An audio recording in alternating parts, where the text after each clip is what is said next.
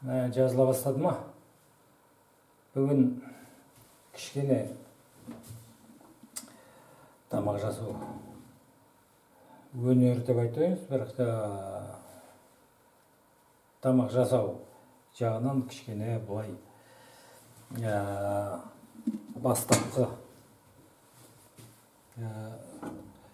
әдістерін көрсетейін да, өйткені қазақтың балалары көбінесе тамақ істей білмейді ғой. Өйткені қазан ошақ жақты біздің аналарымыз, шешелеріміз жақындатпайды ғой деймін. Сондықтан тамақты қалай жасау керек екенін тіпті жаңағы айтып отырмын ғой, бастапқы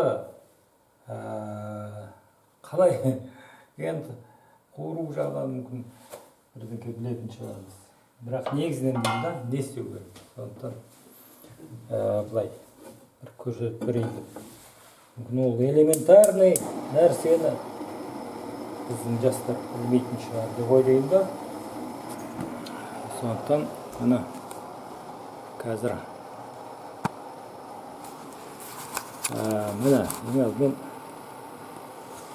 ең алдымен мынау біз не істей бастадық. Ең алдымен мынау табанды қыздыру керек та. Содан кейін ол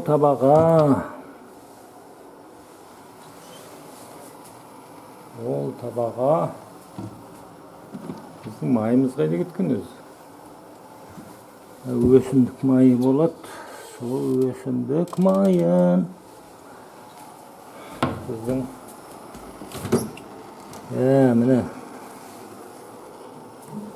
мына өсімдік майын. Мына өсімдік майын мынау табаға сәл құямыз былай.